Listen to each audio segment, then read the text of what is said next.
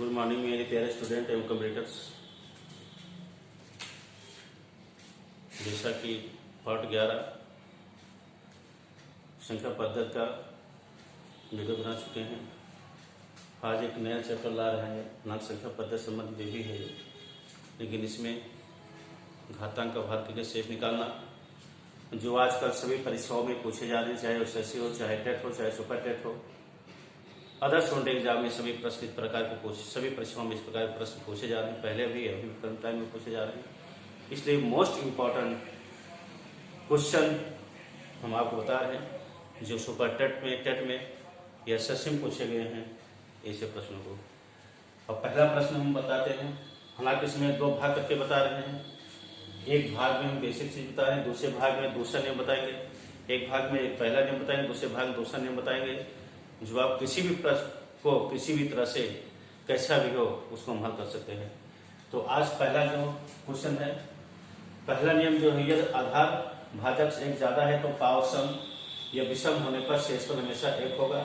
ज्यादातर आप इस तरह चैनलों में देखे होंगे, लोगों को कोचिंग में देखे होंगे, ये चीज है। ये जैसे यहाँ पर है, क्या कह रहा है, ये यदि आधार, इसको आधार कहते हैं। ये इस यहाँ पर 4 13 भागे 3, इस क्वेश्चन को कैसा लिख सकते हैं, 4 घाते 13 को 3 से भागा किया जाए तो शेषफल क्या होगा। इसको डिटेल पूछा जाता है, शेषफल क्या होगा, या ऐसा लिख देंगे ताकि लिख देंगे शेषफल क्या होगा, या 3 से भाग के शेषफल क्या होगा। दो तरह से इसको क्वेश्चन लिख सकते हैं। तो हम यहाँ 7 कर लिखे हैं, चाहे उस तरह से हो चाहे ऐसा, दोनों मतलब उसमें ज्यादा कंफ्यूजन मत होइएगा। अब यहाँ पर ये कह रहा है कि ये आधार किसे कहते हैं, ये हमारा आधार होगा ये, और ये भाजक होगा ये, और ये शेषफल हो, ये इसको कहते हैं, ये इसको घातांक बोलो या पावर बोलो, घातांक या पावर।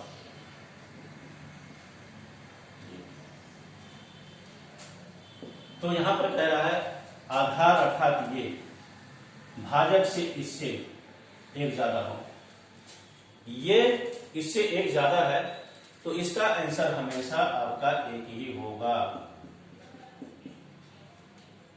वो चाहे पावर सम हो, यहां पर चाहे इसको पावर चाहे सम लिखो चाहे विषम लिखो, हमेशा एक होगा। चाहे इसकी पावर देखिए यहां पर विषम हो रहा है तो इसका आंसर एक होगा। दूसरे का 17 200, ये 16 हो रहा है, ये भी एक इससे कम है। ये आधार एक ज्यादा है भाजक से, और ये पावर आपका सम हो जा रहा है, इसमें भी आपका आंसर एक होगा, अर्थात शेषफल एक आएगा। दूसरी तरह से 29 75 भागे 28 है। ये तो यूपी टेट में आपको पूछा गया है, ये क्वेश्चन यूपी टेट में आया है। इसको अब यहां पर एक कम है इससे, और यहां पर ये विषम है। ये जब विषम है तो आपका यहां पे आंसर एक होगा।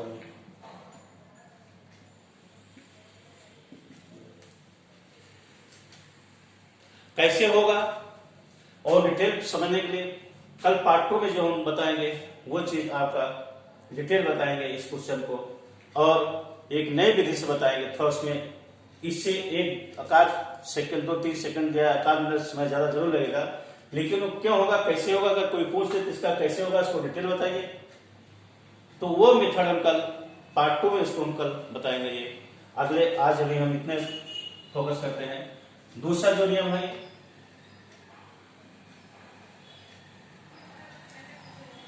यदि आधार भाजक से एक कम है, 17 200 भागे 18। अब ये आधार इससे कम हो रहा है, भाजक से, आधार भाजक से कम है, ये कम हो रहा है। तो पावर सम होने पर, ये पावर सम है, पावर सम होने पर आंसर हमारा एक होगा। पावर विषम होने पर, जैसे दूसरा है 25 का 25 भागे 26, इसका आंसर ये विषम हो रहा है। ये तो जो नियम है पावर विषम होगा तो शेषफल आधार ही होगा। तो शेषफल क्या होगा, ये आधार होगा, अर्थात यहाँ पर ये आंसर हमारा 25 होगा। ये 25 नहीं है ये, क्योंकि ये तो हमारा जब विषम होगा, ये विषम हो गया, ये हमारा ये आधार, ये आंसर हो गया। और ये क्वेश्चन आपका टेट में पूछा गया है, ये 17, 16 एक दो इसके विकल्प है, और टेट में पूछा गया है ये 17 200 ये वाला ये क्वेश्चन। अगला जो नियम है ये नियम 3। नियम 3, यहां तो आधार और भाजक में एक अंतर हो, चाहे कम हो चाहे ज्यादा हो, लेकिन 3 में क्या हो रहा है ये, वो एक से अधिक अंतर हो, 2 हो 3 हो 4 हो या वो ज्यादा अंतर हो, तो उसके लिए क्या होता है, पावर सम होने पर 2 या 4 का घातांक लेंगे। जैसे यहां पर ये 38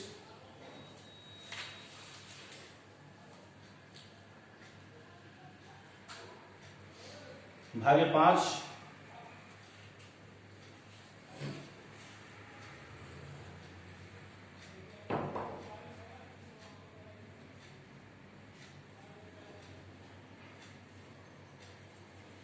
3 का 98 ये क्वेश्चन है। 3 का 98 भागे 5 और 2 का 33 भागे 5 ये। अब यहां पर क्वेश्चन क्या कह रहा है, एक से अधिक अंक 3 और 2 5। यहां पर इस क्वेश्चन में देते हैं 3 98 भागे 5, ये आधार और भाजक में एक से अधिक अर्थात 2 का अंतर हो रहा है, एक से अधिक अर्थात 2 का अंतर हो रहा है। तो क्या कह रहा, पावर सम होने पर 2 या 4 घातांक लेंगे। पावर सम होने पर यहाँ पावर मार सम है, तो यहाँ पर क्या करेंगे, 2 या 4 का अर्थात 3 का 2 ले लेंगे भागे 5, 3 3 का 9 और भागे 5 अर्थात शेषफल कितना होगा, 4 होगा। ये सब होगा 5 9 5 4 9। इसी प्रकार से 2 को 31 भागे 5, ये तो सम हो रहा है, लेकिन यहाँ पर ये विषम हो रहा है। तो जब विषम हो रहा है, विषम होने पर क्या होगा, 1 3 का हम यहाँ पर नियम लेंगे। विषम होने पर ये अगर यहाँ पर 3 का 2 पर इससे बड़ी संख्या अगर नहीं आती, तो हम 2 के बाद यहाँ पर 4 ले जाते होंगे।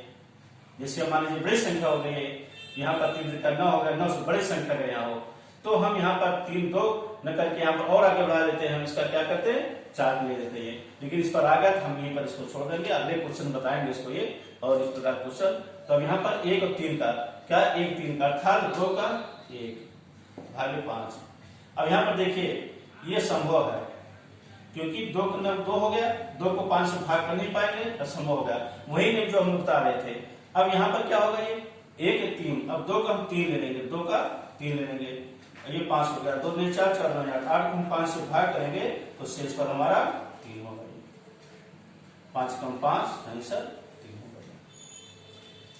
ये चीज शेष पर 5 कम 5 3 8।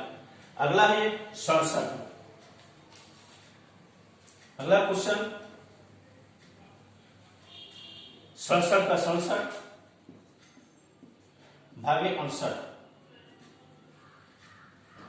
67 का 67 भागे 68 में डबल होगा, प्लस 67 है, अब भागे यहाँ पर 68 है, ये चीज प्लस 67 भागे 68। यहाँ पर 67 हमारा क्या है, विषम है, इस नियम को फॉलो करेंगे।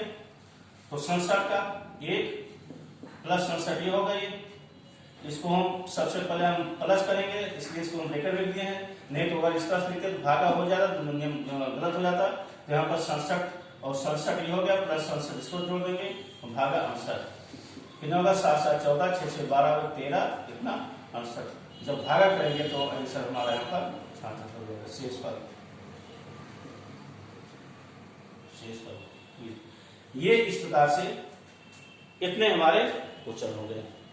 कल जो हम पार्ट 2 में जो बताएंगे वो ये बताएंगे कि कभी कभी किसी किसी दशा में ये नियम फॉलो नहीं होता है, किसी किसी क्वेश्चनों में ये नियम फॉलो नहीं होता है, और इन क्वेश्चनों को किसी भी प्रकार का क्वेश्चन होगा तो उसको हम एक ही नियम से हम हल करेंगे। वो नियम पार्ट 2 में बताएंगे। आज बस इतना ही, बाकी धन्यवाद। और उसको वीडियो देखने के बाद लाइक सब्सक्राइब शेयर कर दीजिएगा। धन्यवाद।